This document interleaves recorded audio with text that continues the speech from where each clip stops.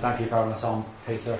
And indeed, echoing that, thanks for everyone turning up on a Monday afternoon to hear us speak today. As Peter's outlined there, it's mainly going to be me speaking, Alison. I'll join with some questions at the end, but I emphasise this is very much a joint paper. It's building on a lot of work Alison's done in archives in the States. I've done some very good interviews with civil servants and so on. She's just handing in her PhD at the moment, so that explains why we haven't been able to coordinate quite well. I've ended up writing this, but it's very much a joint effort. And so we very much welcome feedback as well, because we're hopefully putting this paper into diplomatic history, very prestigious journal, very low acceptance rate, so any constructive feedback to help us improve it and improve our chances of getting accepted would be very, very welcome in that regard. So,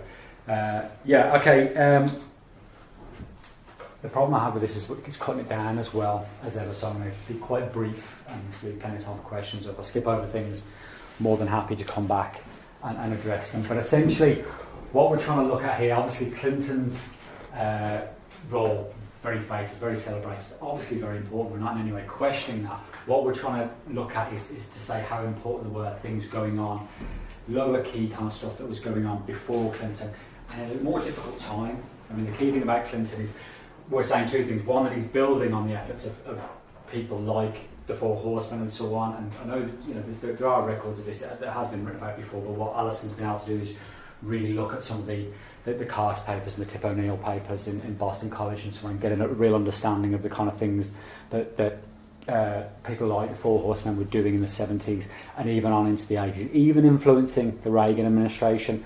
It's not so well acknowledged, but Reagan was having an important influence on the Thatcher administration. That's what we're going to be looking at, particularly how people like this were doing things which set things up then in a very different context when Clinton comes along. Obviously, you've got the end of the Cold War. It creates a whole different environment in which British-American relations operate. So for that reason too, again, we're not questioning the kind of Cox thesis, this idea that the Cold War was very important in allowing Clinton to take a risk in certain things with the famous Adams visa and so on. But we're saying he was also building on a hell of a lot of work that had been done and things that aren't so well documented, or at least what we're trying to show is exactly what the Irish government even was trying to do and builds on. And as Peter was mentioning, my work on John Hume, absolutely crucial to this, but also a lot of key civil servants, people that Alison has interviewed, and I'll maybe try and get a couple of those quotes in to get a flavour of the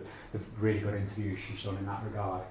So trying to give a background to that, and as I say, it's a bit of ground to cover, so I'll be a bit brief, but very briefly, I'm presuming everyone's kind of aware of this kind of, but just the kind of historical background. Obviously, huge potential there always with Irish America, but historically was always checked in the 20th century, at least. We know the things that are most important, Home Rule crisis and De Valera going to America and so on, trying to make the claim for Irish nationalism after the First World War. But you've got there really the emergence of the special relationship, and that only gets enhanced. Second World War, Cold War, and so on.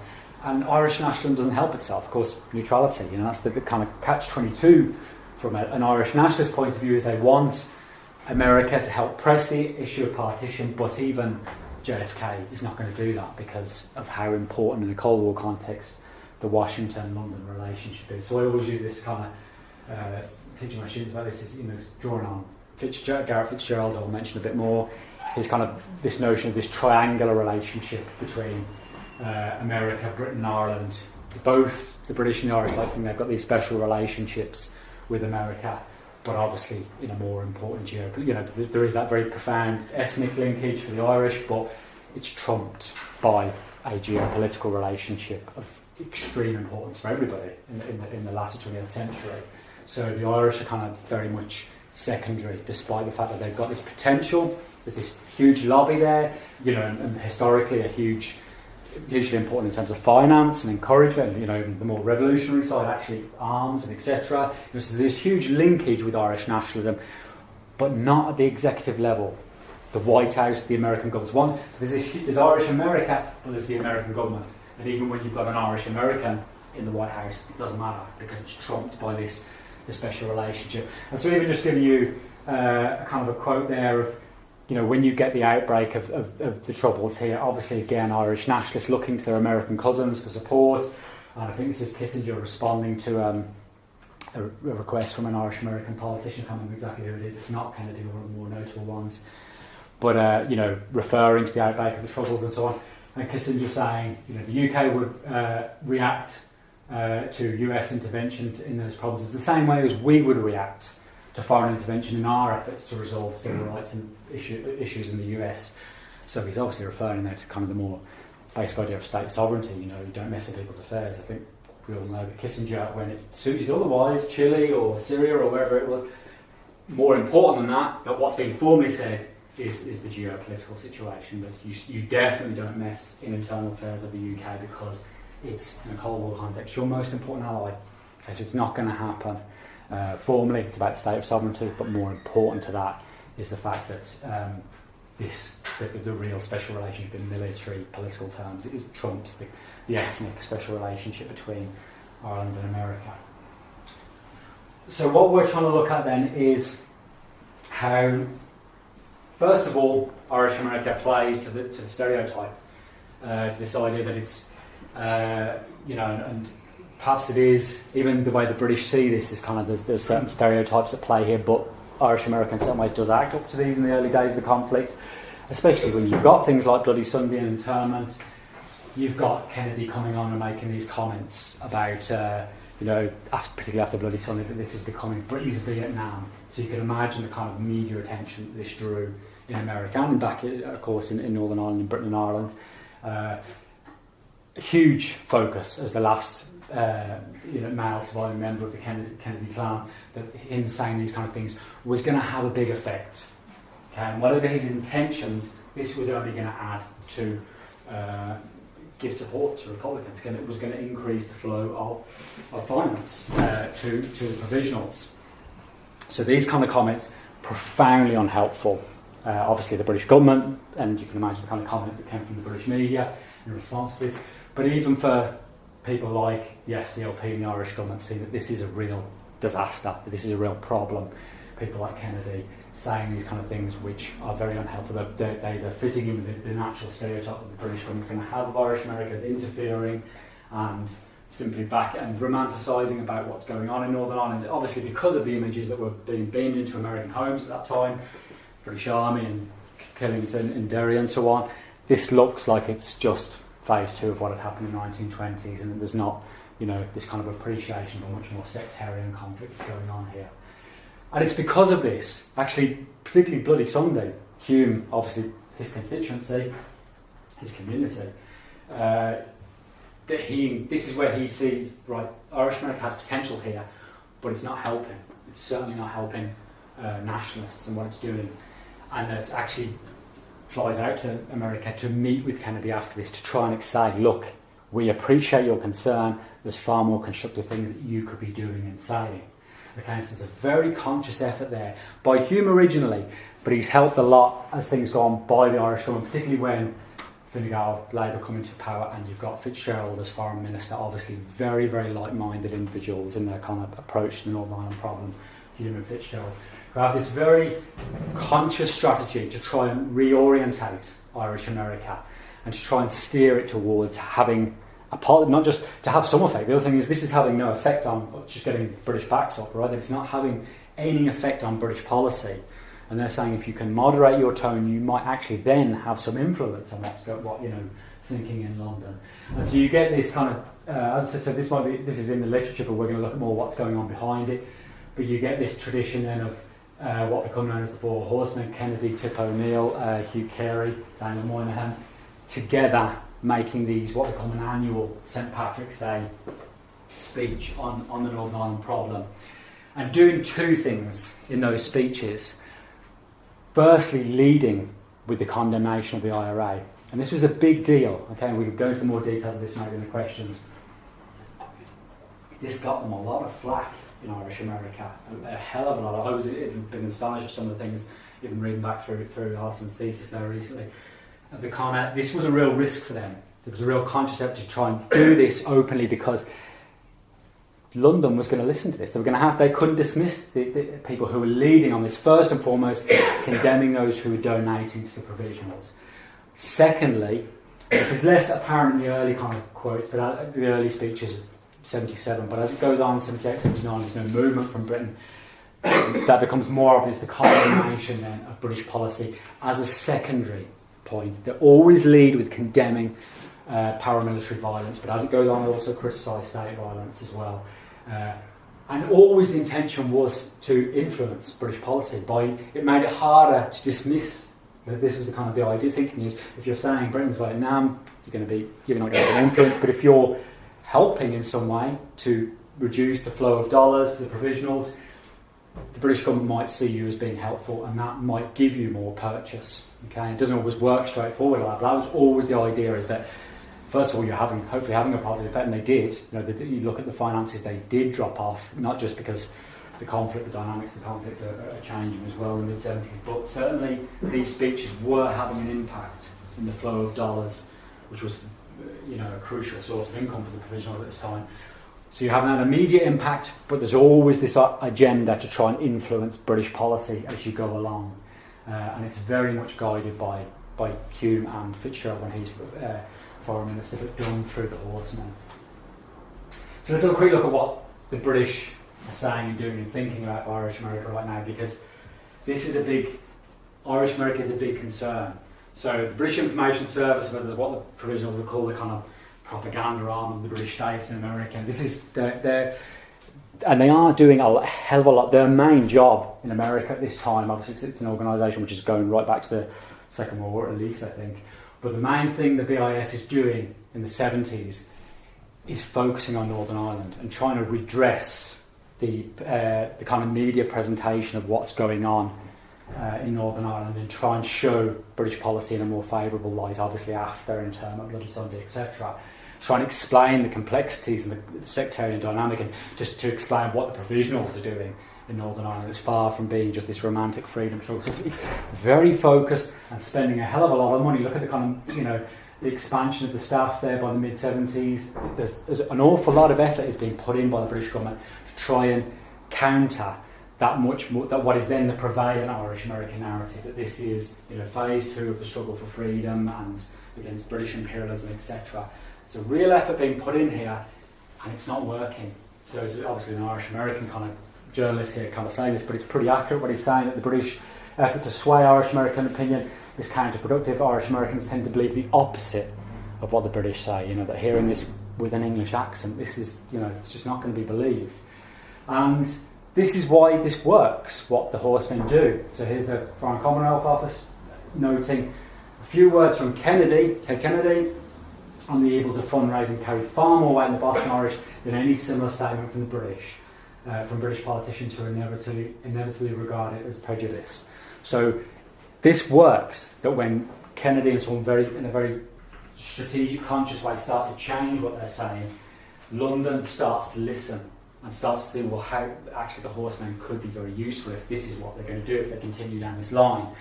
But they see as well very early on, so this is after the first joint horsemen's statement after St Patrick's 1977, where a couple of weeks later, Hickman's in the Dublin ambassador, he's in the Dublin embassy, isn't he? Is writing them back to the Foreign Office. Kennedy and Tip O'Neill, who I'll talk about a bit more in a second, both feel the need for some initiative to be taken over the Irish problem to balance the forthright statement against violence that they've made on St Patrick's Day. It's very clear. The British understand straight away that they're doing something for us. They will expect something. We need to change in response. For them to continue down this path, we need to give back. Okay, but this could be very helpful. But there is this. First of all, yes, condemning the violence, limiting the flow of dollars, but they want political movement as well.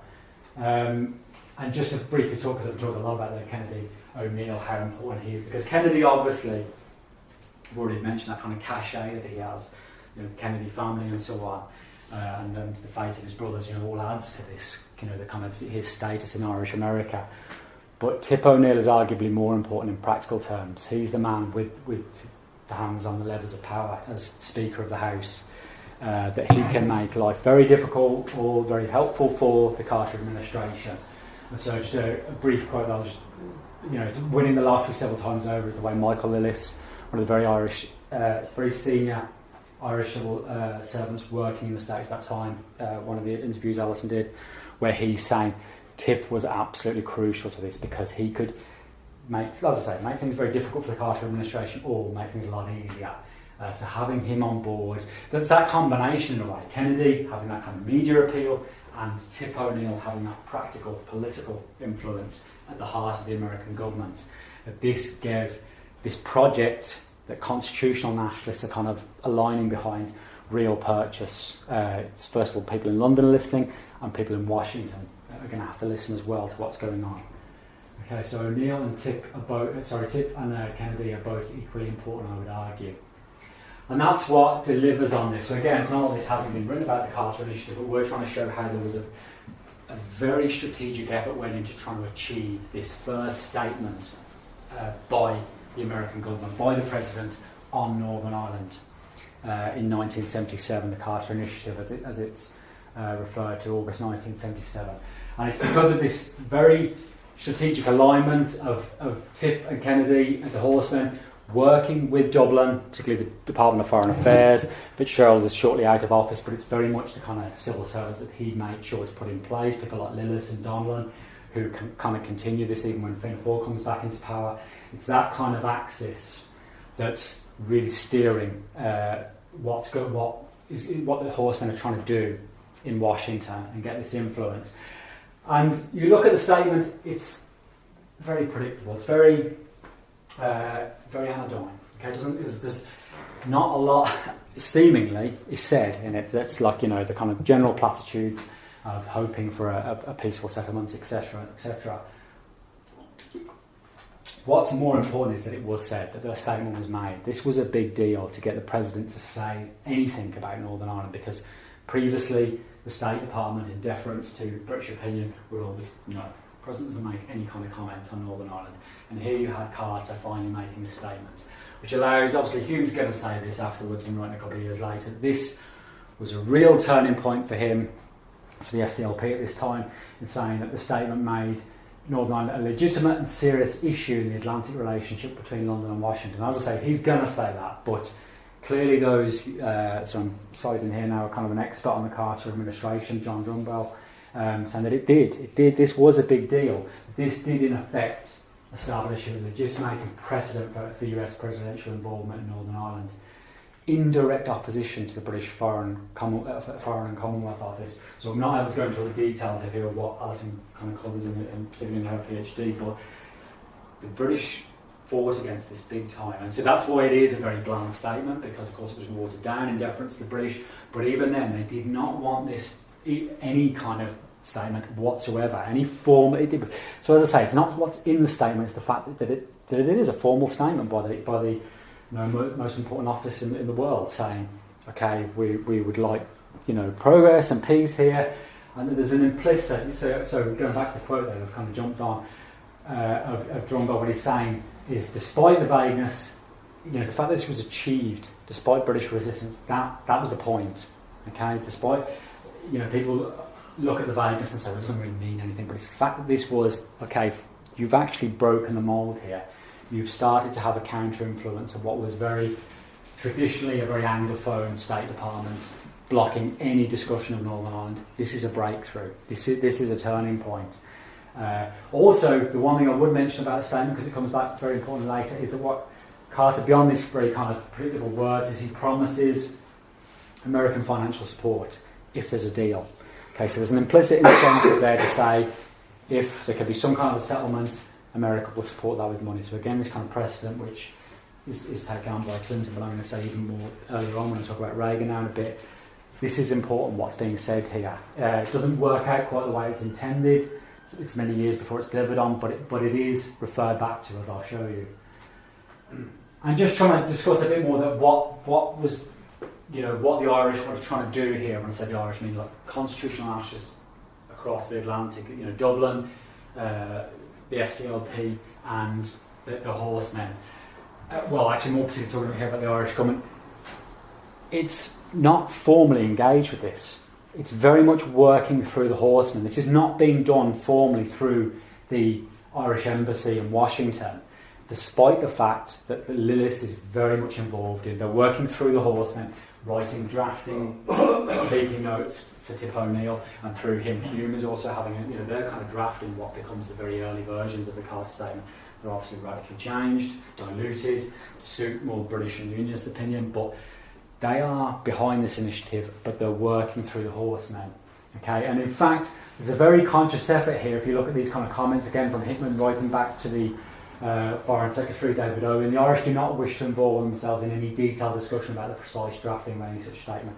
Very misleading what the Irish are trying to do here. So, the Irish America, that they're doing their own thing, and maybe we can work. Maybe you should work with them, and so on. There's this kind of feigned disinterest in what's going on, when in fact, very clearly, people like Lillis and Donlan are very much involved in trying to steer what was going on. So here's a quote from Donlan about trying to summing this up, looking back in retrospect, saying, "Our tactic was we were going to deal with the Americans to get the statement delivered. Meanwhile, let's just keep the Brits quiet." And that's his term with the Brits. But, very friendly relations with the British counterparts. But when they're talking about this, they're talking about a very nationalist point of view, saying, "Keep the British quiet. We did not want them to feel it was so vital to us." That was a deliberate tactic because it was tough enough to get the White House on board without at the same time having a big sideshow of Dublin and London getting in a fight. So realising that if this was formally seen to be, Irish policy was driving this, then it would be resisted. Okay, but instead, this is trying to look. Tip and the horsemen, they're the bad cop, we're the kind of good cop. If we can kind of help moderate the statement, that's okay. But it's not our baby. There's this very clear pretense which seems to work. Okay, in making the British feel, look, this is a reality. It's been driven by Irish America. You've got to work with it, and this made it more likely that they would try to appease people like, was seen to be, you're appeasing Kennedy and Tip O'Neill and so on, and getting this moderate statement made.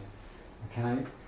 Now, I'll have to skip on a bit here, but still as an effort here, by this kind of what was going on in the late 70s, Donlan becomes Irish ambassador by this stage in the early 80s, and again, you can see this influence of the Irish government that's kind of coordinating the horsemen and trying to broaden it out, in fact, because of course at the moment it's just a democratic initiative. What's crucial about what becomes the Friends of Ireland, Donlan has a kind of an influence in bringing this together. Again, it's fronted by Tip O'Neill and Kennedy and so on, but it's also bringing together Republicans. Okay, it's making this bipartisan now as well, getting politicians from across the political spectrum involved in engaging, promoting a very SDLP, moderate Dublin government policy, trying to promote that in America. So Friends of Ireland launched again. St Patrick's Day is always used for this kind of thing, to try and keep this project, build this project up, keep it going. It's very much set back by what's going on in Northern Ireland, obviously, at this time. I'm not getting really time to speak about this, but these kind of things are really setting things back. Obviously, the hunger strikes, like Bloody Sunday before, huge recruiting agent for the provisionals. Again, you get this flow of money coming from Irish America, again, because you've got these images on TV and so on, that this is very undermining of this project that the horsemen and so on are trying to. Yes, they are trying to. There's no two ways about it. It's a nationalist agenda, but it is very much at odds with what the provisionals do about kind of raising money. And so it's trying to counter that influence and trying to use moderate nationalism to influence the British government. That's very much set back by the hunger strikes. And of course, there's efforts there by the Friends of Ireland to try and petition Reagan to use his very close relationship with Thatcher to try and get her to be a bit more flexible about, her stance on the hunger strikes. This is just fueling the fire back in Irish America. And it doesn't work. Okay, that Reagan's not going to do this. He's not going to, see, again, you've got this kind of Cold War relationship even more enhanced with these kind of ideological soulmates. This is a really close individual relationship as well, and Reagan formally was never going to push Thatcher to make her in any way seem to climb down on the hunger strikes, that knew that Thatcher wasn't going to do that and wasn't going to take kindly to that. But it doesn't mean that this project is not still continually trying to get purchase and trying to influence things behind closed doors. And again, I only realised this over the weekend, so someone correct me if I'm wrong. I thought this tradition of giving the shamrocks went way back. Apparently it only starts in the early 80s, because obviously we've had it this weekend, so Kenny was over doing this last few days. But it's apparently, from some of the news coverage that I saw over the weekend, it's Tip who starts this as well in '83. In some regard, it's to do with his very poor personal relationship with Reagan, and it's a way of getting him, and he's still Speaker of the House, very important to Reagan. They've got to get on, but at the same time, Tip, as well as the many other things he's got to deal with as Speaker of the House, is trying to promote this, to improve things for Northern Ireland from a nationalist point of view. That he sets up this speaker's lunch thing, which obviously now has evolved and everyone thinks goes right back. But from the news coverage I saw at the weekend, this is started again by the same people I'm talking about, the horsemen. And it's Tip O'Neill starts this thing of where now even the tea shop comes across every year, and you get all this kind of this going on.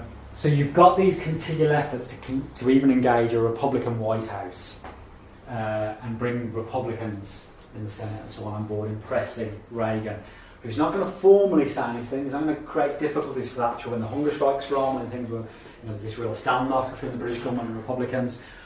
But he's got to deal with Tip, particularly if he wants to pass certain legislation and American policy in Nicaragua or wherever it is, that Tip can make life difficult for Reagan in regards to funding and so on, unless he is prepared to give something back in terms of what's happening in regards to Northern Ireland. So it's very, again, look at these dates here, when you get this is very well known, Thatcher's dismissal of the New Ireland Forum report, her famous out speech, rejecting the United Ireland, Federal Ireland, joint sovereignty, and Garret FitzGerald was seemingly humiliated by this, that he didn't know this had been said in the joint press, or as he walked away from the press conference, whatever it was.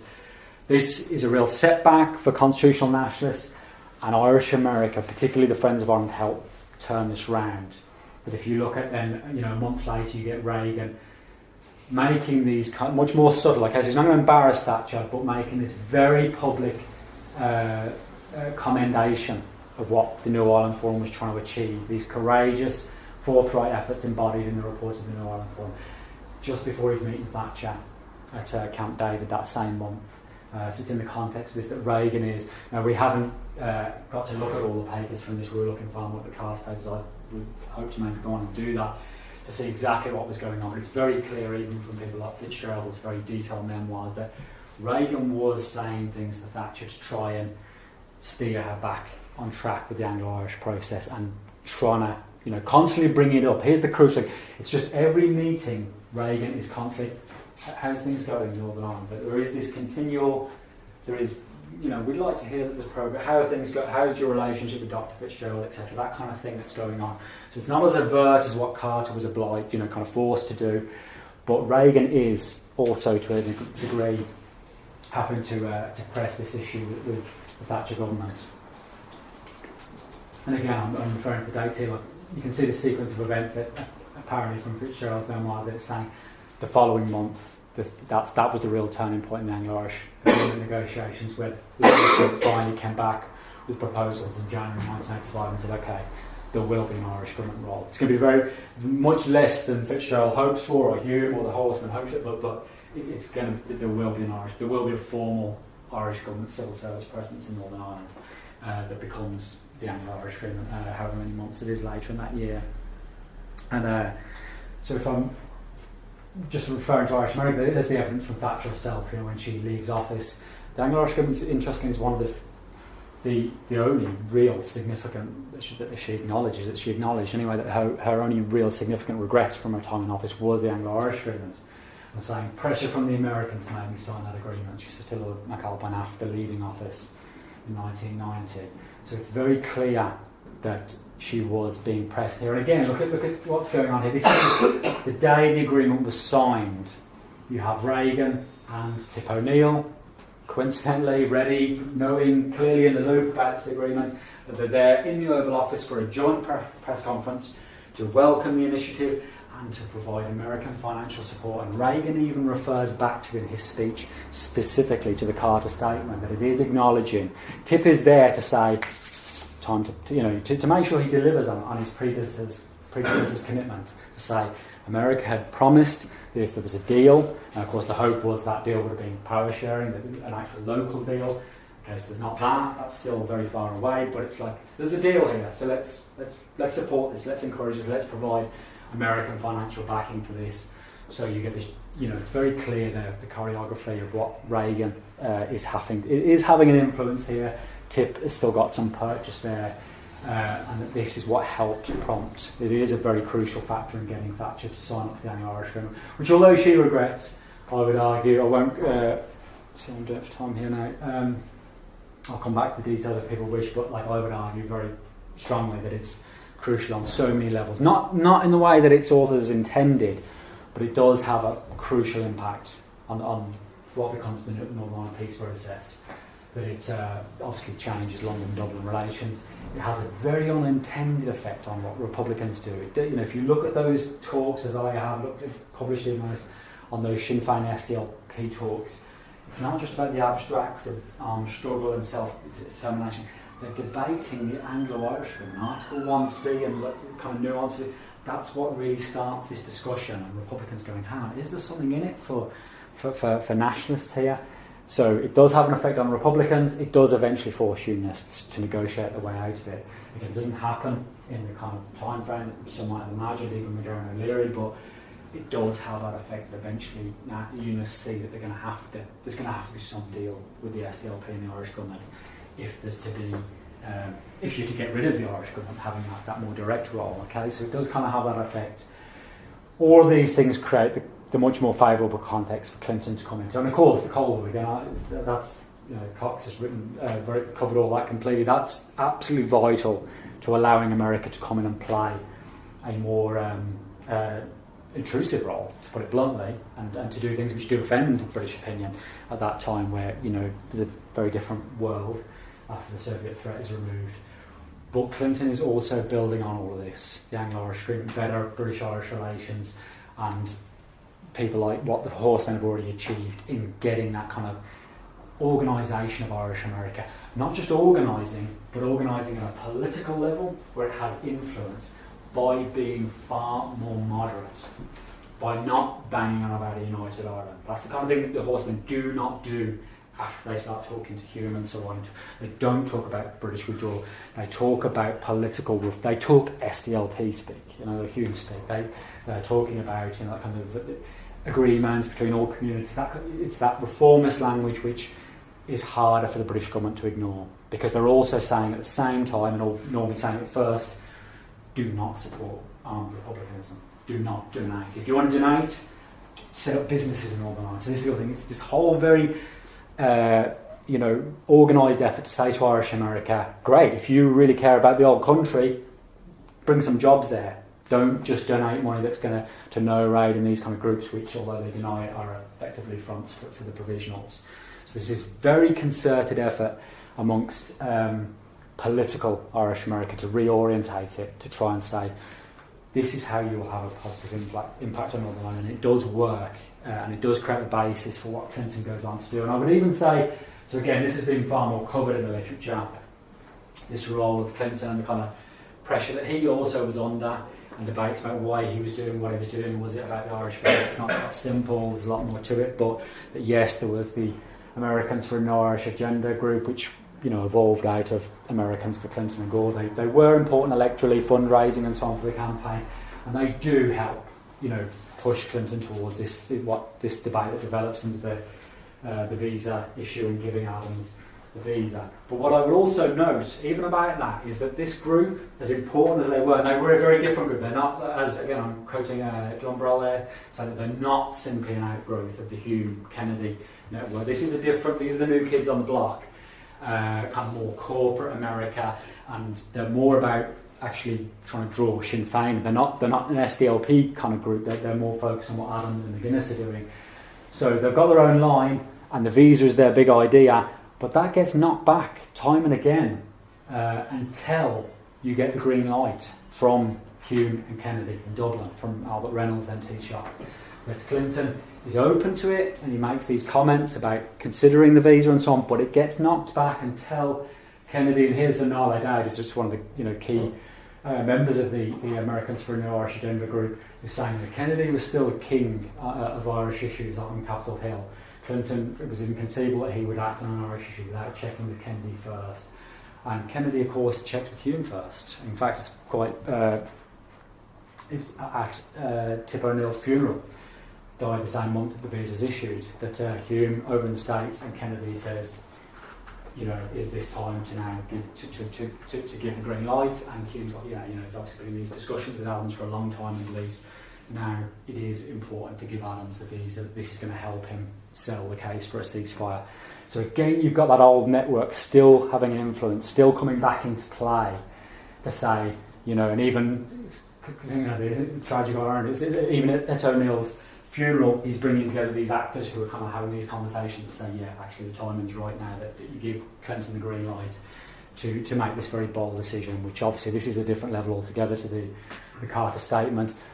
It's in a very different context, Cold War, etc. now that you could afford, or America could afford to, for a time to offend British opinion in the way it certainly did. Okay, so I'm not saying taking away again from the importance of these kind of things, controversial importance, because life is seen very differently for unionists, understandably. But to say that it's still building on what had been done really since the Carter administration and this kind of organisation, centring on what were originally called the Horsemen, but kind of organises to a far more cohesive group around that. So, we're not trying to say, again, we're in any way question how important the Clinton administration is and what it does in the peace process. We're simply trying to say that there's, and it's not saying that we're inventing the wheel here and saying the Horsemen were always very much acknowledged there, and I haven't been able to go into some of the real detail of what some of the archives that the interviews she's done, but to say this was a very strategic effort done over many years. I mean, even what you've got the Carter statement in 77 is 8 years before you get the Anglo-Irish Agreement, and even then it's not what they were hoping, it's not power sharing, it's simply one step further towards trying to create the conditions for power sharing. So even for the Horsemen, they were very frustrated by the late 70s, and I could go into some of the things, but it's not always linear as I'm making out here. Things go very much backwards in the late 70s, but there's this continual effort to get Irish America, or at least elite Irish America, to speak in a very different way, in a way which is always leading with condemnation of Republicans as a means not just to obviously, hopefully, stem the flow of financial support to the provisionals, but that would have political purchase, that there would be a quid pro quo for that you would then oblige the London government to respond in the way that it, again, doesn't happen automatically because of what's going on in the late 70s, the arithmetic at Westminster and so on, but it happens eventually. The British government does have to respond to Irish America being more moderate in what it's saying. And so I would still argue that the Carter speech, that's a real mold breaker. This it's not, doesn't have this, like the visa for Adams does deliver the ceasefire and does bring about this radical change, but that was happening in the Cold War. This was a bigger deal for the State Department to be obliged to let this go through at that time, for the President to make this formal comment about Northern Ireland implicitly. It's not overtly criticising, of course, British policy, but it's implicitly commenting on the fact that there isn't peace, that there is this stalemate, and that more needs to be done. So it's as blandly as it can, as sensitively as it can, it's trying to say to the British government, you're going to have to change policy on this to try and move things forward. Listen to what the SDLP are doing, and that kind of thing does eventually happen to a degree. So that's what allows Clinton then to go on, and so that's why we use the kind of quote that before Hope and History. He gets to say, to quote Seamus Heaney and to make these famous comments and be remembered as a peacemaker and so on. But there's hell of a lot going on before that, as important as he is, by a lot of people, Irish civil servants as well, in trying to reorientate Irish American. It was a very long, hard road, not without its setbacks. I mean, I'll go into the detail here, but hopefully we'll give you a kind of a sense of that. But I'll leave it there, and hopefully I've not gone on too long there. Thank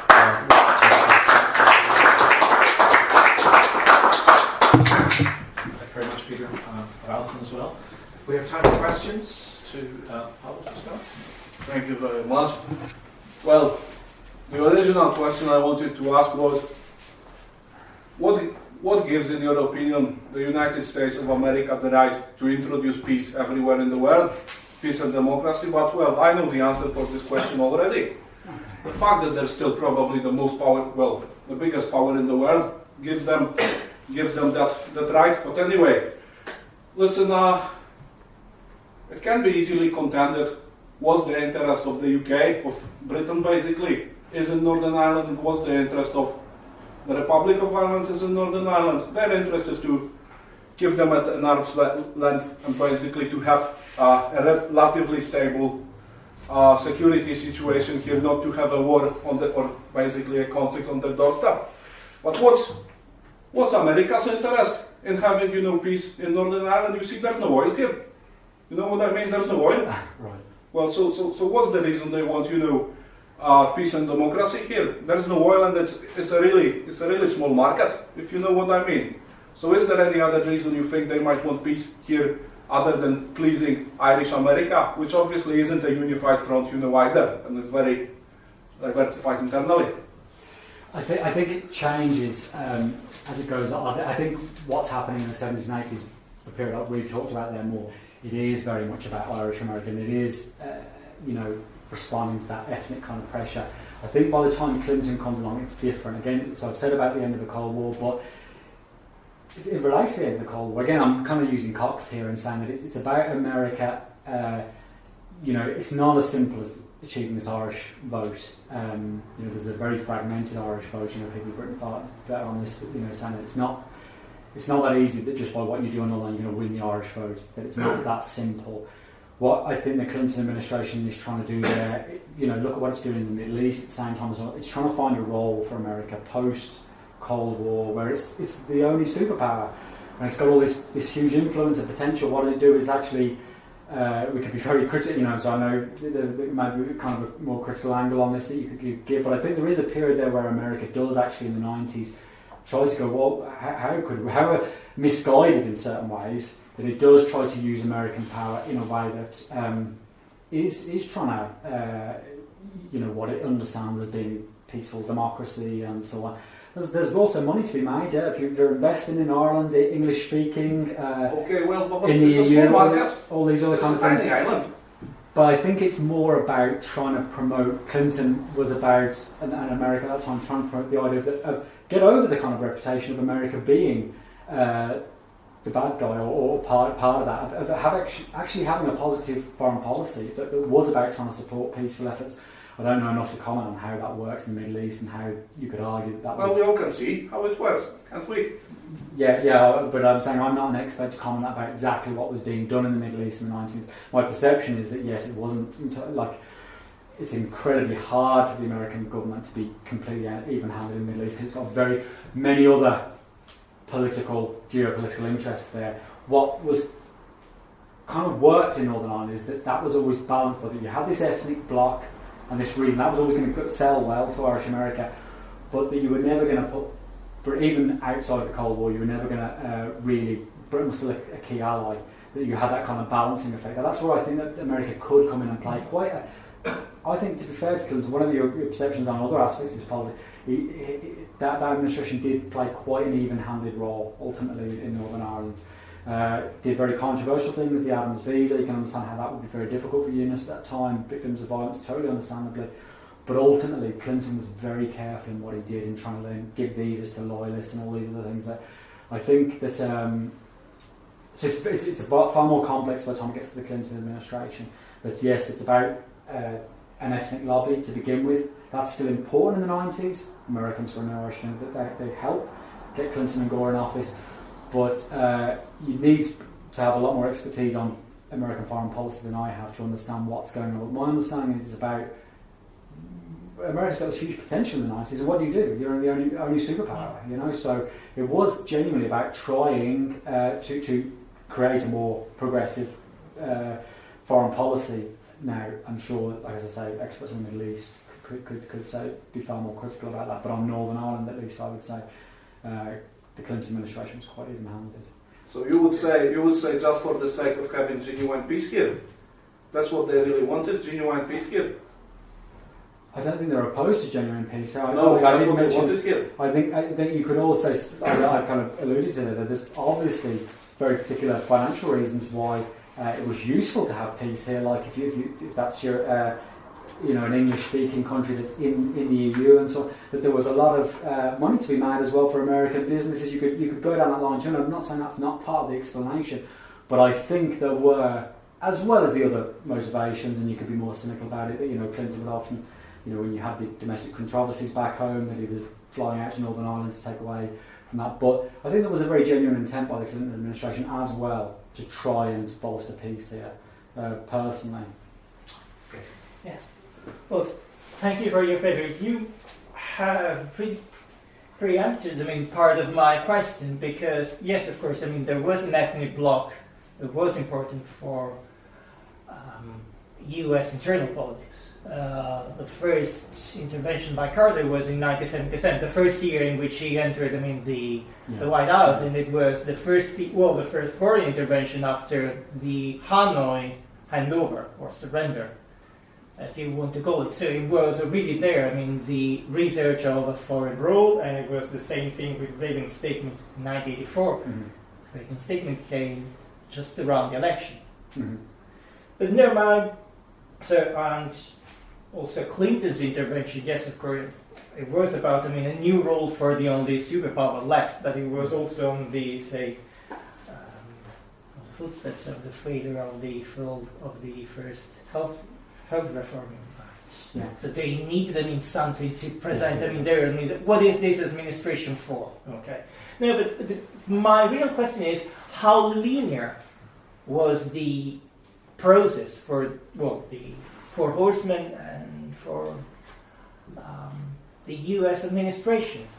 Did they have a clear, if not a goal, but at least clear, I don't like that expression, roadmap, or it was just okay, this thing is up and let's make it better, and this other thing is up and let's improve on it? Mm-hmm. Did they have a sort of a vision, a framework, or were they just, as almost any politician that I have met, it's just another dumb thing after another, and we might as well, pick up our number from a lottery. Okay, so there's a number of points there. Alison, do you want to comment on just the very first thing that was said about the context of the because you're quite right, it's in his first year in office, and Carter's got a very particular foreign policy, and already even things that in the process of the election that were happening. Maybe do you want to make any comment on that, just to kind of it's really all right, please. If not, I'll also come back to your other questions as well. Yeah, I'm kind of happy to speak to that. So I would imagine most people understand that Carter's major cornerstone of his foreign policy was human rights and his concern for human rights. So the Four Horsemen, from a very early point, obviously in conjunction with Hume and Dublin's representatives in Washington, were able to lobby him and frame the Northern Ireland issue in such a way that they would go to him and say, there is clear breaches of human rights here. This, you say human rights is your concern, this should be your concern. And they were able to do that and get such quick access to Carter because, as Peter was talking about, because of Tip O'Neill. And he could pick up the phone at any time, day or night, to Carter's White House and say, this is what I want. And the way in which Carter came to power is almost a sort of an explanation of, obviously the Speaker of the House is, second in line to the US presidency. It's one of the most powerful positions in Washington.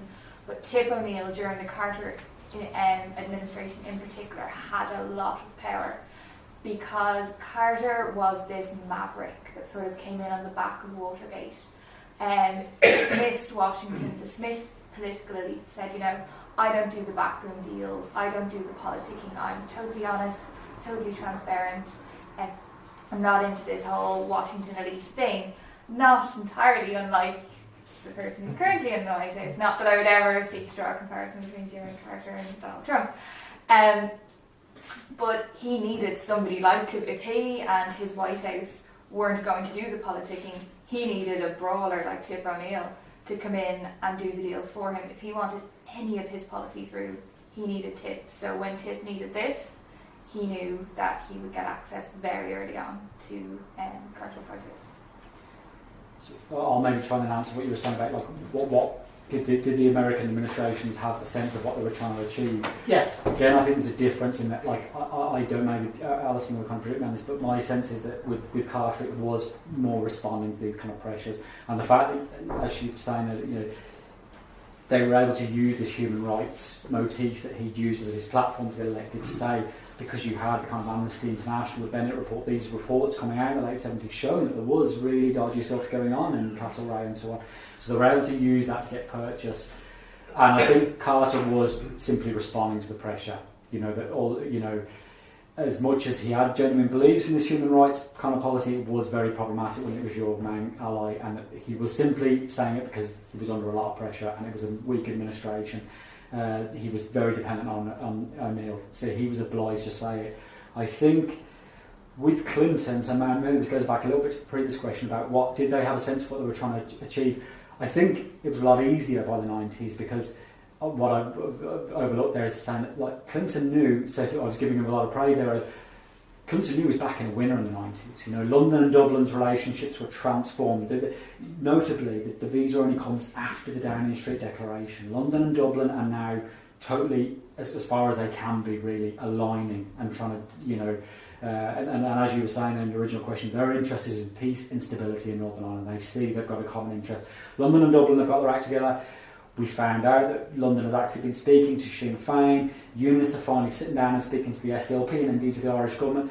Things are falling into place in the early 90s. So Clinton is able... So when you're understanding, does he have an agenda? He knows he's backing a winner, you know, and that's going to... So it isn't simply about... The Irish it would positively rebound on it. Yes, exactly. So and obviously it's going to sell very well in Irish America, but it's going to sell well in America. It's going to sell around the world if you can... And there is nothing wrong with the government doing the right thing and also having some dividends. I mean, exactly. No one should go into politics, I mean, to be a preacher, a saint, and then also, I mean, be good at others. So exactly. So there are these kind of multiple motives, but yeah, to be a bit more...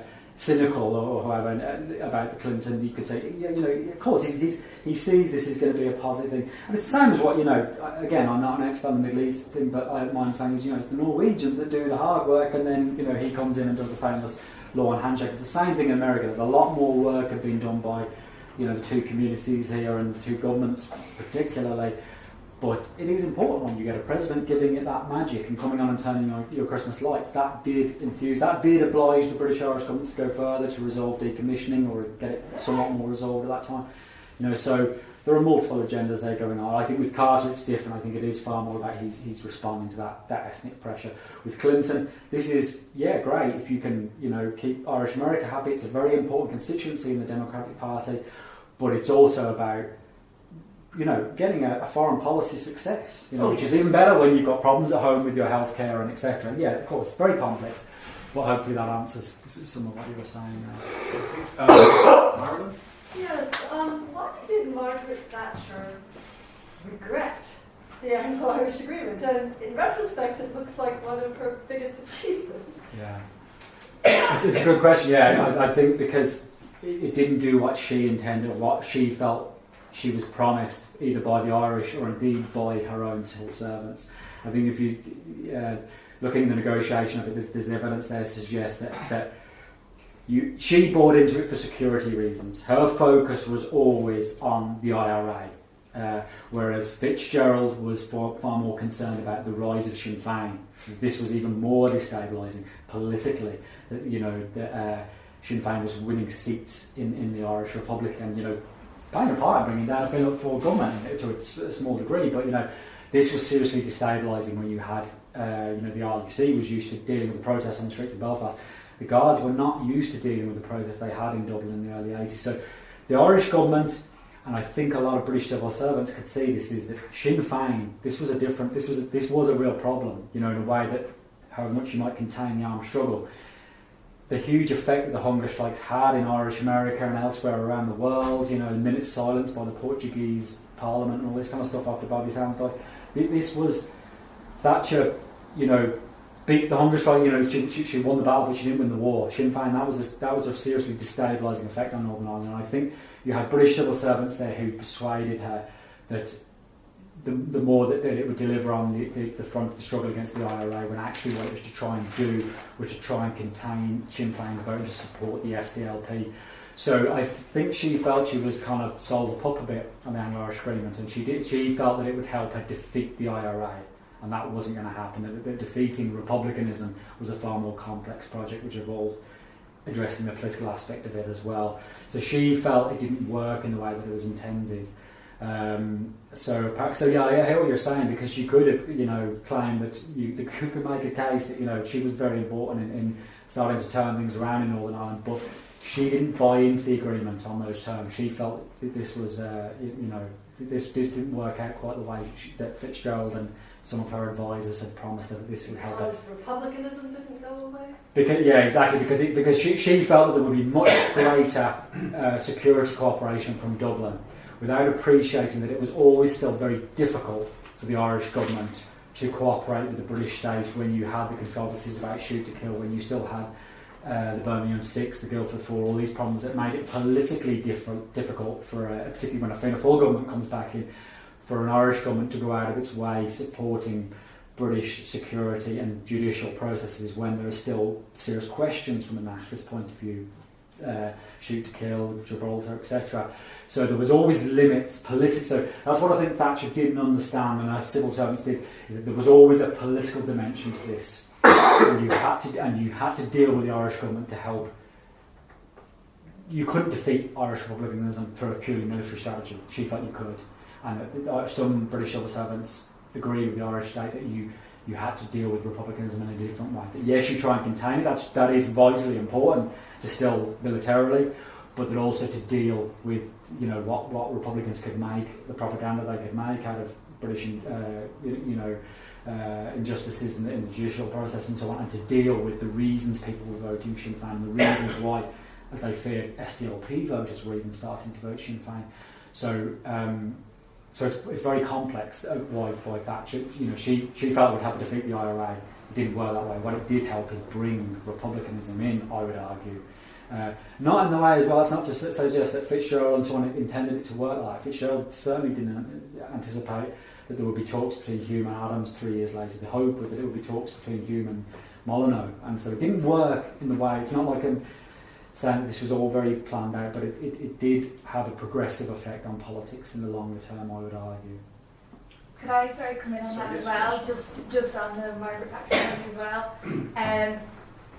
I would note as well, she wasn't really all that bothered about Northern Ireland even as she was signing the Anglo-Irish Agreement. I interviewed Gareth Fitzgerald a couple of years ago on an entirely different project, and he spoke about just after the Anglo-Irish Agreement had been signed, they signed in front of the cameras and they went off into another room, and there was champagne and the Irish side were very jubilant, and the British side not so much, but he started talking at this point about, okay, we can get the money promised in the Carter statement, now we need to start working on getting that delivered, how are we going to do that? And her reaction was, what, more money for these people? Do you not? And she spoke about them like these people, not my people, not our people. It was these people. And she started talking about, have you not seen the state of some of the schools in England? Have you not? And yet I have to go and find money for these people. So it wasn't necessarily, she wasn't going to bask maybe in the good points of the Anglo-Irish Agreement in the same way that maybe Gareth Fitzgerald and his team would have done at the time and subsequently. Okay, lots more questions coming in. So keep them short. Start, Sean. One of the things we're very accustomed to today is the formidable diplomatic skills of Sinn Féin, their ability to project an exceptional image on the world stage. So what struck me about your home Irish from the 1970s is that they're not there. I mean, they're being outflanked by Hume and the Irish government, detaching prominent Irish Americans from support for any sort of support for violence. Were they aware of what was going on? Did they make any attempt to counter it? Or had they just not reached that level of sophistication at that stage? From what I understand of it is republicanism is being more politicised with that whole period. In the late 70s, you have that beginning of that reorientation where they're beginning to plug more into politics. But it's not to say that there aren't politics going on of their variety in Irish America. That no raid is essentially the closest thing to you get as a spokesperson for Sinn Féin in Irish America. So I haven't said a lot about it in the presentation, but they are making a hell of a lot of noise. But what they're doing is that it's very, very predictable. The only bit where you could argue they are becoming more sophisticated and leading into what you're saying, I agree with you totally that Republicans clearly do learn how to be politicians as time goes on, is referring back to what Alison was saying, maybe you want to come in on this as well, Alison, is that if you do look more at, which is not what we do so much, but if you do look at what, not so much no raid, but the kind of offshoots of what's going on there, of that constituency is doing in the late 70s, the Irish National Caucus and so on, they, before even the Horsemen, are picking up on Carter's human rights rhetoric, and they are using it. They are using it still with the same objective to try and delegitimise British rule in Northern Ireland, to say human rights abuses, imperialism, blah blah blah, predictable. But they are at least becoming more political in their approach. They're trying to use Carter's discourse, trying to affect the platform of the Democrats. So it's not to take away, we haven't spoken about it much today, but to say, of course there are people who are more savvy and becoming more savvy, but it's because it's a process. So in a way, some of what the Horsemen do is actually trying to very quickly, they were doing it going, at least certainly Kennedy and Tip O'Neill were doing, but there is an added impetus when the INC and so these kind of groups that kind of eventually end up becoming, they're the more political, the political wing of the as it were, trying to be more political, and the Horsemen are in constant competition with them. And maybe you want to comment now, Alison, about there was a real, not unlike with the SDLP and Sinn Féin in the early 80s, there is a vicious battle going on in what's happening in Irish America in that period. So politics are going on within the Irish American family. Do you want to come in now, Alison? So you are correct in kind of taking from that certainly with the Carter statement in particular, this very moderate Irish nationalist group had totally outflanked and outplayed noisy, awkward, combative Irish America. And then their reaction to this obviously was to totally condemn the Four Horsemen. There was some terrible protests organised. There was one in particular in New York where Tip O'Neill and Ted Kennedy were, there was effigies burnt of them. And this was led entirely by the Irish National Caucus under Father Sean McManus. And what he did in October '77, which was just after the Carter statement was signed, he lobbied a congressman called Mario Biaggi to set up the ad hoc congressional committee for Northern Ireland. He felt that what the Horsemen were doing did not represent Northern Ireland's interests adequately, and he wanted this new group to do so instead. Biaggi, obviously not a particularly Irish name, he was an Italian-American congressman who had worked as a cop in New York and felt that the people he interacted with, that's where he got his education on Northern Ireland. And so he pulled together quite a ragtag bunch of congressmen, and their numbers did rise quite rapidly. A lot of congressmen with no association to Northern Ireland, and I would argue no understanding of the Northern Ireland situation, thought that this just looked good in their district, it would help them with Irish American voters, and they were quite happy to join up. This group again fell into the more traditional, noisy, awkward Irish American category. Their big thing was they wanted to get visas for people like Rory O'Brien to come across to the States at the time, and they also wanted further congressional hearings on Northern Ireland in the United States, like what had happened in the early 1970s. And they got nowhere with this because they were able to be checked right away by the Speaker of the House, Tip O'Neill. So again, he comes in as the really, really crucial person there, who was able to check the influence of people like this. And when I interviewed Sean Donlan, actually he said that was always what the Irish government wanted. That was their strategy. They didn't want quantity, which is what the ad hoc committee had. They weren't playing for the hearts and minds of the whole of Irish America. They wanted the political elites. They wanted quality. They wanted the people who could affect change. And in the Horsemen, they had that. So they were never terribly concerned about the INC and their allies in Congress. Rich? Thanks, Peter. Thanks to both of you for the paper, which I enjoyed. You could push your argument further if you wanted to, because it seems to me on the basis of what you've said today, the 1977 speech and build up to the 1985 agreement rather undercut my old friend Nick Cox's argument that the end of the Cold War is necessary to American annoyance of Britain with regard to Northern Ireland.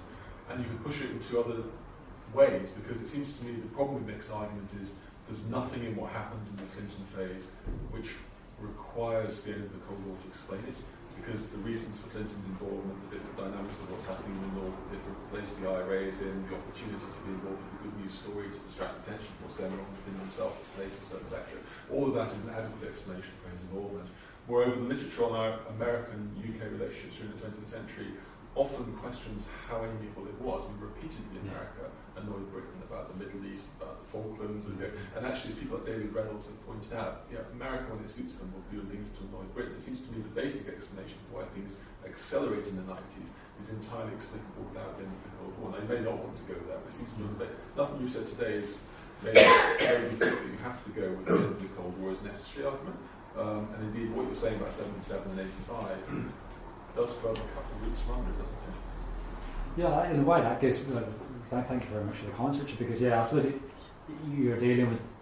Yeah, we've been maybe too respectful of the Cox thesis because in a way what we're kind of arguing.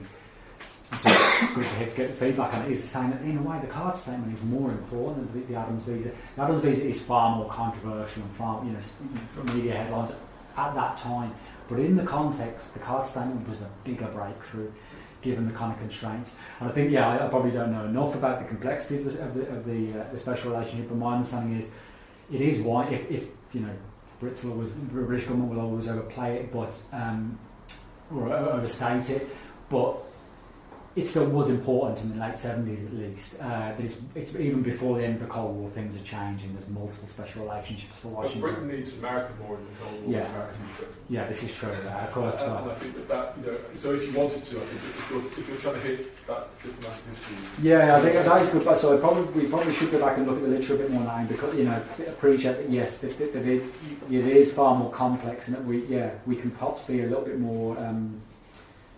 Assertive in what we're saying about the kind of Cox thesis. So no, it's good points, Richard. I think we will have a look at that. Thank you.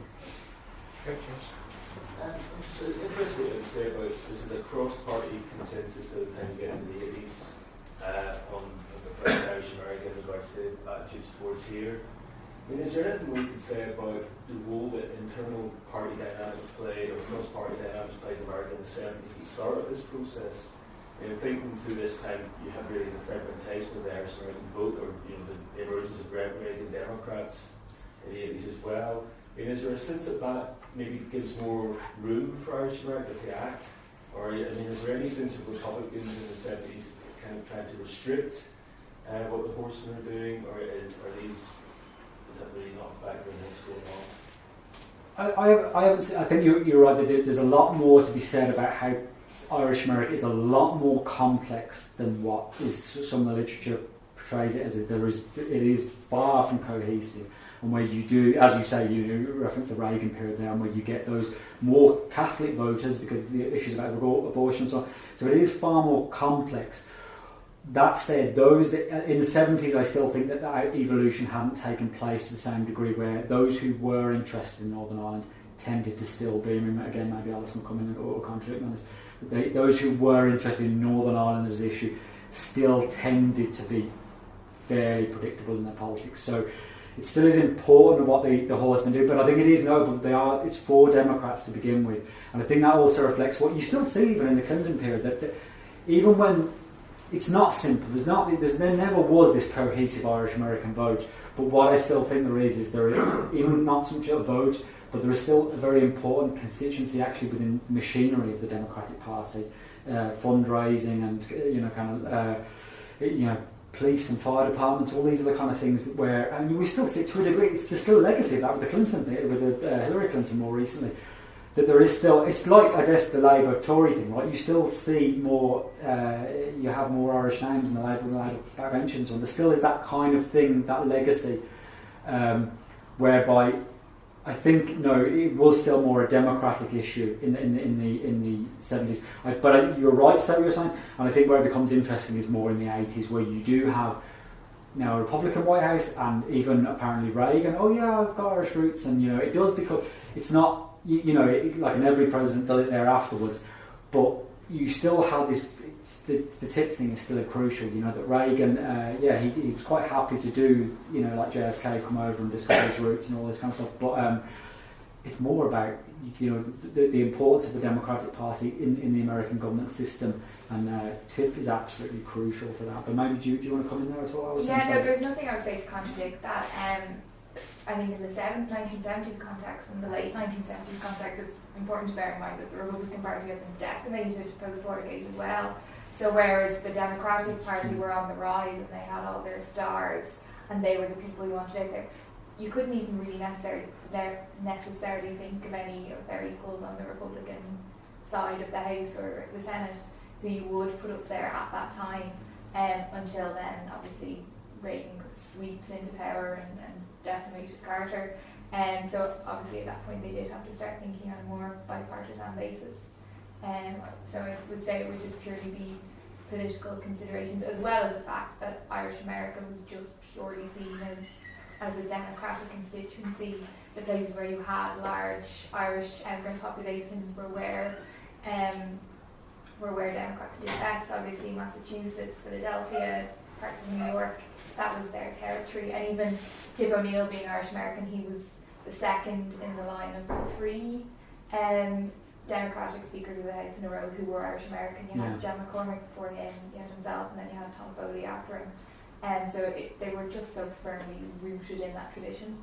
That played a part in it. But just coming in, one final comment as well is it's the Irish government was, or at least the people, Donlan and so on, because as well, when I say the Irish government, it's a different thing when Haughey comes in. It's more about this coterie of key civil servants, Lillis and Donlan particularly, and Alison's also written about this idea that Haughey tries to remove Donlan at one stage as well. So there's constant battles going on, even within nationalism on this island as well.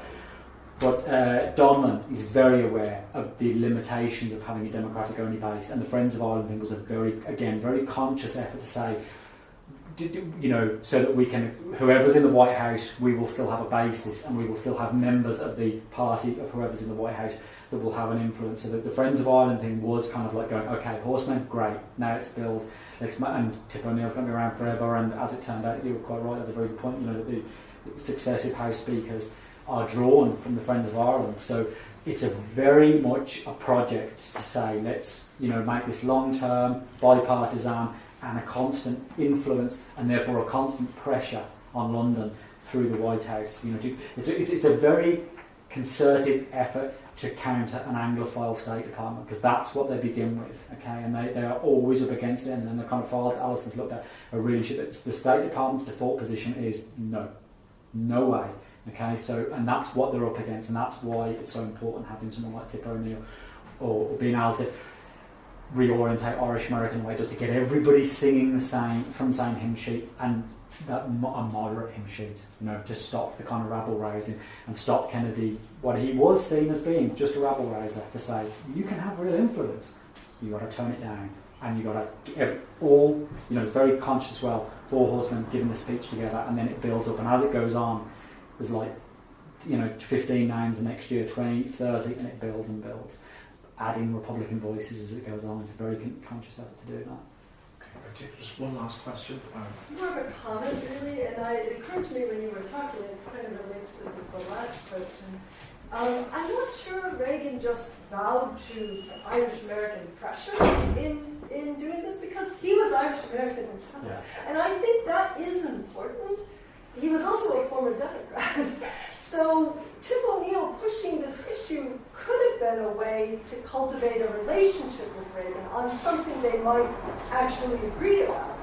It was to both sides' advantage. I think you're spot on. I think it relates as well to what I sort of learned myself this weekend, is that that's what the Speaker's lunch was about. It didn't start off as the tea shop coming over and giving the showmax. It started off as it's the Speaker and the President, and let's have some yarns. And that's how apparently it started. And Fitzgerald and the rest of them were sitting there not saying anything. It was about getting but there was an element of mine saying, I think this comes up in one of your interviews, Alison, correct me if I'm wrong, that Reagan, they again, it's this very concerted effort by Dublin and Fitzgerald particularly, they present Reagan with some kind of a kind of a lineage parchment or something to do with his family in Tipperary, and apparently he was delighted with this. This meant this was a really big deal to him, and so again, it was, you can call it cynical or however you want to play it, but very, very conscious effort to try and you've got Irish roots, and to try and have this on St Patrick's Day and get him engaged. So it isn't just about pressuring Reagan, certainly. But the point thing we're making there is that you did have you have a special relationship, but you had a very, very special relationship between Thatcher and Reagan, and that was a problem for all the efforts that moderate Irish America was trying to make here. Reagan was not going to offend Thatcher in public, and so there was this extra effort to bring Reagan round, and maybe, yes, he just needed to be, brought into the family and made clear this isn't just a democratic kind of venture. So maybe I don't know enough about it, and we haven't really looked at the kind of files there. We're really eager to do so. So perhaps it's not as simple. And as I say, the Speaker's lunch seems to back that up, is the idea that there was a kind of an effort to sort out relations between Tip O'Neill and Reagan, which apparently was quite You know, they had very different personalities. So maybe Reagan deserves more credit as well. And I think if we got to look at the files, we'd see that clearly his White House is putting pressure on Thatcher, but it's doing it in a less public way than Carter. It's a much stronger administration, and it's using its influence. It's saying, it's quietly, diplomatically bringing the issue up with Thatcher. At every meeting, that's what's very clear from Fitzgerald's and other memoirs, is saying that Reagan did start to do this, and he did constantly bring this up, you know, to say, to Margaret, how's things back in, you know, Northern Ireland, etc. So, and that told, you know, that made it clear that America, not just Irish America, but America, the American government was interested and wanted to see progress in this. Okay, great. That's a really interesting paper. So thank you both, Peter and Alison, for that. And yeah, Pavla started us off. So thank you.